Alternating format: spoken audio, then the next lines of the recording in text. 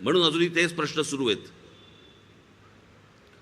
आणि या मूलभूत गरजा ज्या आहेत या मूलभूत गरजांकडे तुमचं लक्ष जाऊ नये म्हणून या सगळ्या राजकारण्यांनी एक गोष्ट काढलेली आहे. काय काढली आहे? तुम्हाला जाती जातीमध्ये विभागून टाका, जाती जातीमध्ये द्वेष निर्माण करा. हा या जातीचा तो त्या जाती. अहो तुम्ही काय घेऊन बसलात तुमच्या जाती? आम्ही महापुरुष जातीमध्ये विभागून टाकले. आमचे शिवछत्रपती कोणाचे? मराठ्यांचे. बाबासाहेब आंबेडकर कोणाचे? आमचे दलितांचे. आमचे ज्योतिराव फुले कोणाचे? माळ्यांचे. आमचे लोकमान्य टिळक कोणाचे? आमचे ब्राह्मणांचे.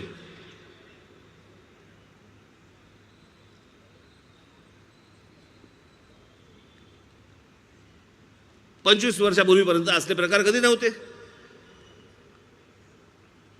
कोणाच्या मनात पण यायचं नाही. मी आत्ताच हडपसरला एक गोष्ट सांगितली, मुद्दामून तुम्हाला सांगतोय.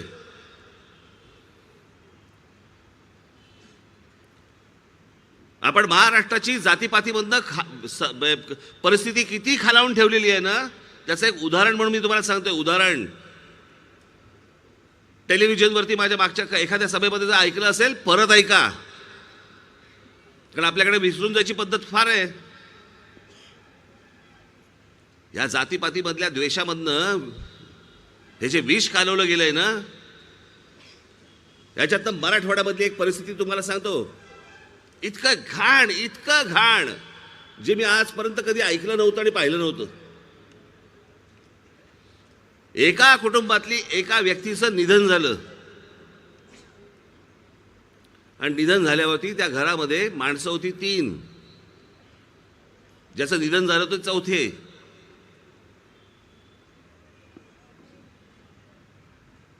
तिरडी उचलायला 4था खांदा मिळेना. घराच्या बाहेर दुसऱ्या समाजाचे लोक राहत होते. एरवी खेळीमेळीने राहणारे गेल्या 5-10 वर्षामध्ये, खास करून 5 वर्षात एकमेकांचा द्वेष करायला लागले. द्वेष.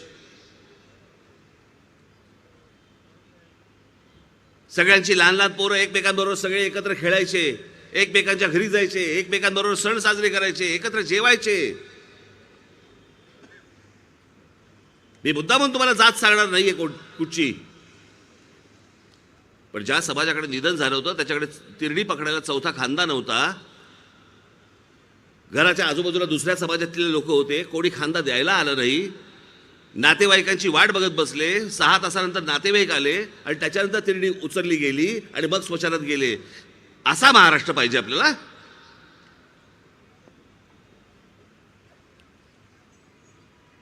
अशा प्रकारे जर महाराष्ट्र विचार करणार असेल, मला हे राजकारणच नकोय, मला या निवडणुकाच नकोयत, मला याच्याशी काही देणं घेणंच नाहीये. खरं तर तुम्हालाही देणं घेणं असता कामा नये. अहो कसा होता महाराष्ट्र आपला? जातीबद्दल प्रेम मी समजू शकतो, प्रत्येकाला आपापल्या जातीबद्दल प्रेम असेल. पण शरद पवारांची राष्ट्रवादी काँग्रेस पक्ष हा जन्माला आल्यानंतर जातीपातीमध्ये द्वेष निर्माण केला आहे माणसांनी. हे जे सगळं जातीपातीचं राजकारण जे सुरू झालं, द्वेषाचं राजकारण, हे 99 सालापासून राष्ट्रवादी काँग्रेसच्या जन्मानंतर सगळं सुरू झालं. तोपर्यंत कोणाच्या मनात पण येत नव्हत्या या गोष्टी. काढून बघा.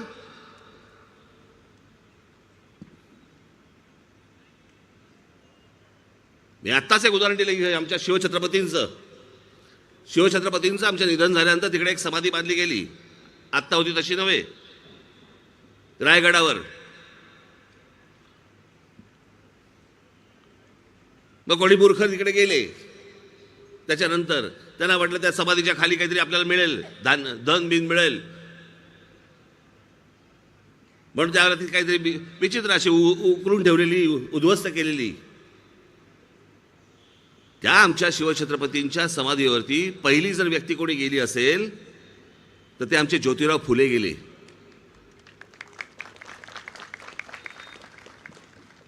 त्यांनी ती सगळी अवस्था बघितली, परिस्थिती पाहिली, आणि ती परिस्थिती पाहिल्यानंतर त्यांनी तिकडे म्हणाले की मी ज्या 18 पगड जातींना समाजाला बरोबर घेऊन तुम्ही स्वराज्याची स्थापना केली, मी आपल्या विचारांचा प्रचार करीन.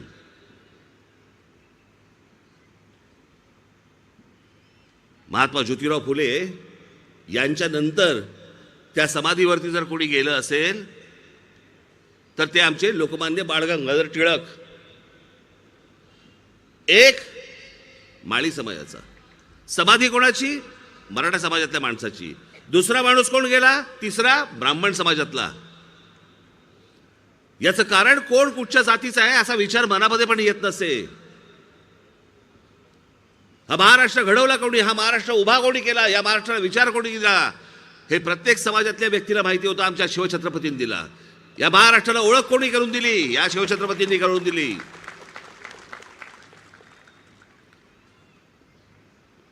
आणि मग लोकमान्य बाळ गंगाधर टिळकांनी या महाराष्ट्रामध्ये फतवाच म्हणानं तो काढल्यानंतर वेगवेगळ्या जाती धर्मातल्या सर्व लोकांनी पैसे उभे केले. ते एका बँकेमध्ये आले आणि त्याच्यानंतर शिवछत्रपतींची रायगडावरती समाधी उभी राहिली.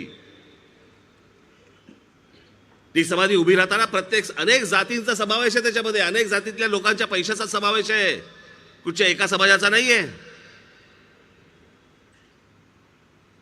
हो, हा महाराष्ट्र ज्याला देशाला दिशा देणारा महाराष्ट्र म्हणतो ना, तो हा महाराष्ट्र. आणि आम्ही खितपत कशामध्ये पडलोय? आमचं कुठच्याही गोष्टींकडे लक्ष नाही. आम्ही जगतोय कसे आम्हाला कळत नाहीये, पण आम्ही दुसऱ्या जातीचा द्वेष करायला तयार झालोय. ही आमची शहरं वाढतायत. या शहरामध्ये कोण येते, कोण जाते, कोण काय करते आम्हाला पत्ता नाहीये. या आत्ता ज्या बाई हडपसरमधून मी आलो तिथे आयसिसचे अतिरेकी सापडलेत, सिमीचे अतिरेकी सापडलेत. सापडलेले तर वेगळे असतील किती अजून या मोहल्ल्यांमध्ये. आमच्या खाली लागलाय बुडाखाली बॉम्ब, त्याच्याकडे लक्ष द्यायला मला वेळ नाहीये. आम्ही पडलोय कशामध्ये? ज्यांच्याबरोबर आजपर्यंत आम्ही खेळीमेळीने वागलो त्या आम्ही एकमेकांबरोबर जातीने भांडतोय.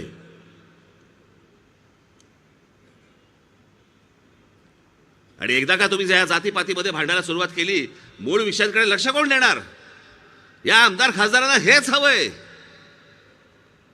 की तुम्ही या जातीपातीच्या आणि सगळ्या गोष्टींमध्ये गुंतून राहा. आम्ही या रस्त्यांची आणि फुटपाथची टेंडर काढतो. टेंडर काढल्यावर रस्ता बनेल. रस्ता बनला की तो खराब होईल 6 महिन्यात.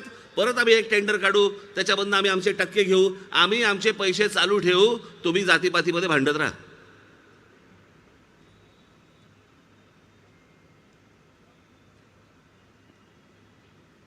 कधी बघणार होता पण नवीन स्वप्न? हा सगळा सिंहगड रोड. मला अजूनही आठवतं, पुण्यामधनं आम्ही लांबून सिंहगड बघायचो. सिंहगड दिसायचं लांबून.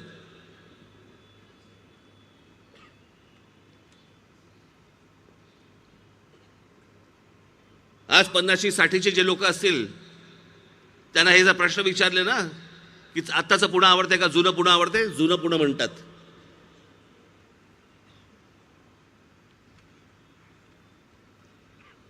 आत्ताची मुंबई आवडते. मुंबईकरांना विचारून बघा, आत्ताची मुंबई आवडते का जुनी मुंबई आवडते? जुनी मुंबई आवडते. ठाणेकरांना विचारून बघा, आत्ताचं ठाणं आवडतं का जुनं ठाणं आवडतं? जुनं ठाणं आवडतं. आत्ताचं नाशिक आवडतं का जुनं नाशिक आवडतं? आत्ताचं नागपूर आवडतं का? नाही, जुनं नागपूर आवडतं. मग आपण प्रगती केली का अधोगती? आपण विकास केला का सत्यानाश?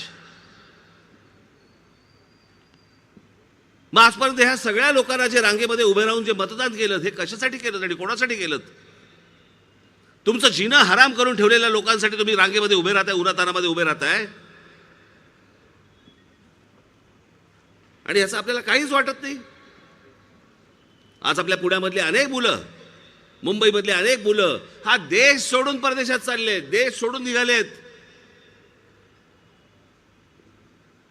का? शिक्षण तर त्यांना इथेही मिळू शकतं, नोकऱ्या तर त्यांना इथेही मिळू शकतात. ही मुलं का सोडून चाललीत देश? ही मुलं परदेशात का चालली आहेत? आणि याचं एकमेव कारण सभोवतालचं वातावरण इतकं घाणेरडं आहे. आजूबाजूला गोंगाट, रस्त्याने चालता येत नाही, कुठची शांतता नाही, एकमेकांकडे जातीच्या द्वेषाने बघायचं. या असल्या महाराष्ट्रासाठी म्हणून ही माणसं झगडली का रे? मी जो महाराष्ट्राचा विकास बघतोय, मी महाराष्ट्राचं जे एक विजन बघतोय, मी महाराष्ट्राचं एक स्वप्न बघतोय, मला कुठच्या खुर्चीचा सोच नाही हो, की माझ्या गळ्यामध्ये मुख्यमंत्री पदाची बाळ पडली पाहिजे, त्याच्यासाठी नाही करत मी. माझी इच्छा आहे, माझं ते स्वप्न आहे की ज्या हिंद प्रांतावरती ज्या आमच्या मराठेशाहीने साम्राज्य गाजवलं, राज्य गाजवलं, ते गतवैभव पुन्हा एकदा महाराष्ट्रामध्ये मला आणायची इच्छा आहे माझी. तुमच्या सहकार्याने मला ते आणायचंय. तुमच्या स्वप्नामध्ये नवा महाराष्ट्र दिसला पाहिजे.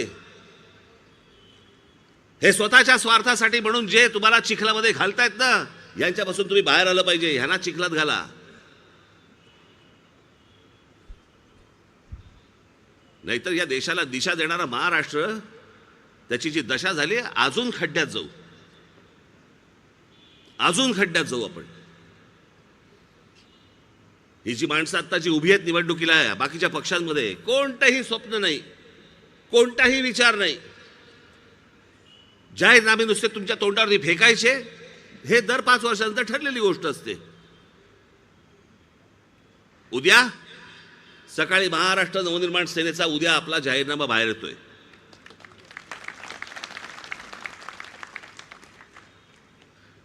माझ्या खरं तर पुढच्या वाक्याला तुमच्या टाळ्या यायला पाहिजे होत्या. याचं कारण असे, कारण हा पहिला या महाराष्ट्रामधला जाहीरनामा आहे ज्याच्यामध्ये आपण महाराष्ट्रातल्या प्रश्नांची उत्तरं, हे सोडवायचे कसे प्रश्न, ते देखील आपण त्या उद्याच्या जाहीरनाम्यामध्ये देतोय.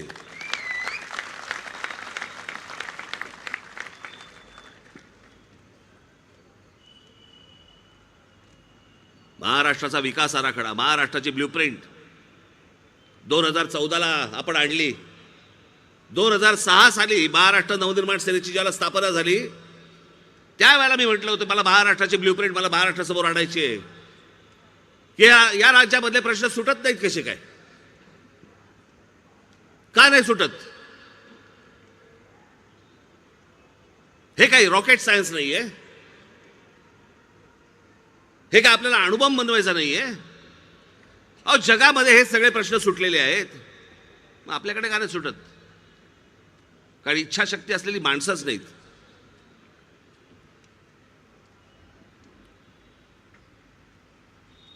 शरद पवार साहेबांच्या बारामतीमध्ये जा, बारामती तालुक्यामध्ये जा, आणि त्या तालुक्यामध्ये गेल्यानंतर तुमच्या लक्षात येईल की किती इंडस्ट्रीज शरद पवार साहेबांनी त्या तालुक्यामध्ये आणलेले आहेत.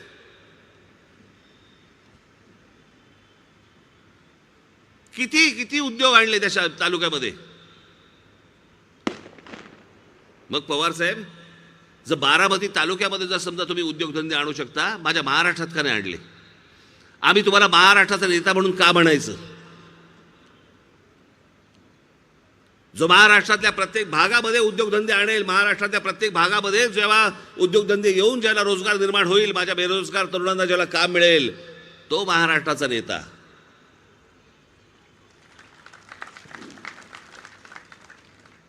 स्वतःच्या तालुक्यामध्ये विकास करणं हा तालुक्याचा नेता.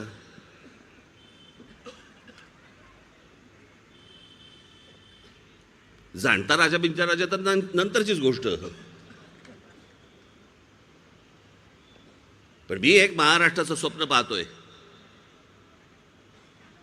आणि ते स्वप्न खरं आहे. जे मला स्वप्न हे उतरवता येण्यासारखं आहे, पण ते पहिल्या उद्या तुम्ही सत्ताच मागतोय तुमच्याकडे. या महाराष्ट्राची सत्ताच मागतोय. पण हे सत्ता मागत असताना पहिल्या 5 वर्षामध्ये हे गेले 50-60 वर्षाचे प्रश्न सुटणार नाहीत. मी तुम्हाला मुद्दा म्हणून आत्ताच सांगून ठेवतोय. पण पहिल्या 5 वर्षामध्ये तुमच्या हे लक्षात येईल की या सगळ्या प्रश्नांना हात घातला गेला आहे. हे प्रश्न सोडवण्याच्या मार्गावरती आहेत. तुम्हाला त्याच्या पुढची पण 5 वर्ष तुम्ही स्वतःहून द्याल. तुम्ही एकदा काहीतरी नाशिकमध्ये जाऊन या. 5 वर्ष दिली होती. त्या 5 वर्षामध्ये मी नाशिककरांचा पुढच्या 50-60 वर्षाचा पाण्याचा प्रश्न सोडून टाकला. 50-60 वर्षाचा, 5-10 वर्षाचा नाही.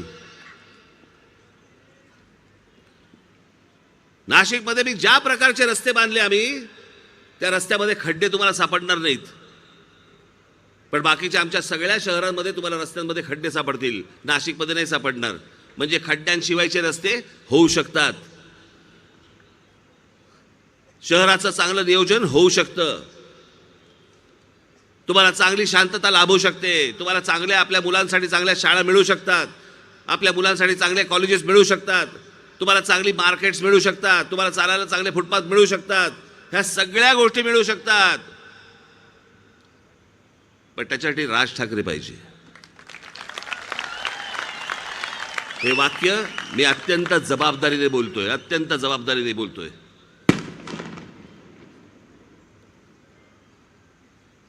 माझी आपणा सर्वांना म्हणून मी हात जोडून विनंती आहे की अनेकांना संधी दिलीत तुम्ही, अनेक तुम्ही आमदार पाहिलेत, अनेक तुम्ही खासदार पाहिलेत.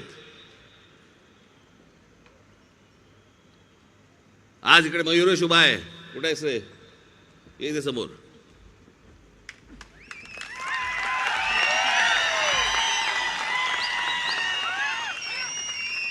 आणि आमचा उमेश जगताप कुठे? इकडे पुरंदरचा आमचा उमेदवार.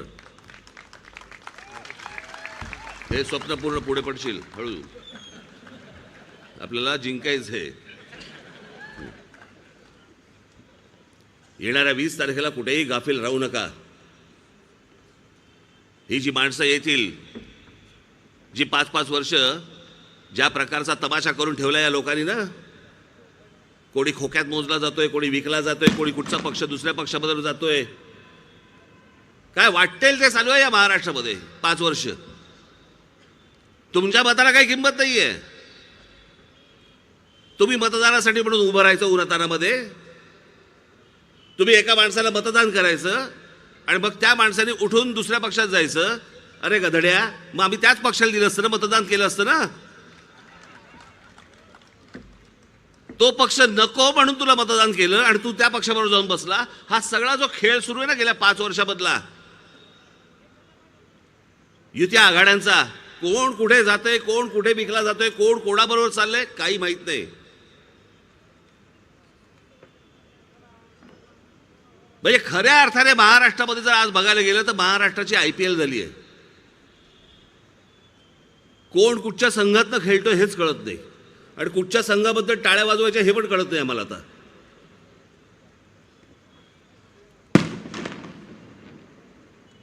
आज जो तुमच्या मतांचा जो अपमान गेल्या 5 वर्षामध्ये झालाय ना, त्याचा बदला घ्यायची वेळ आली आहे. आज महाराष्ट्रामध्ये सगळ्या ठिकाणी महाराष्ट्र नवनिर्माण सेनेचे उमेदवार उभे आहेत.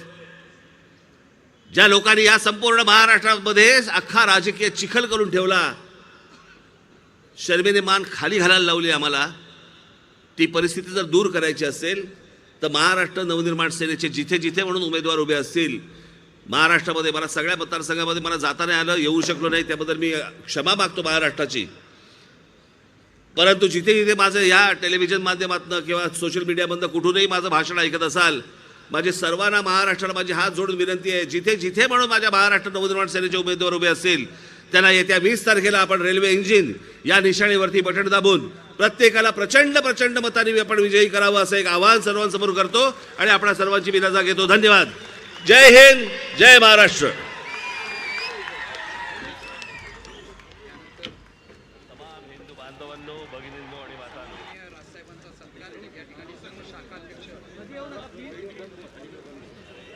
अंजळे यांच्या मुलासाठी म्हणून मी आज इथे प्रचाराला आलोय.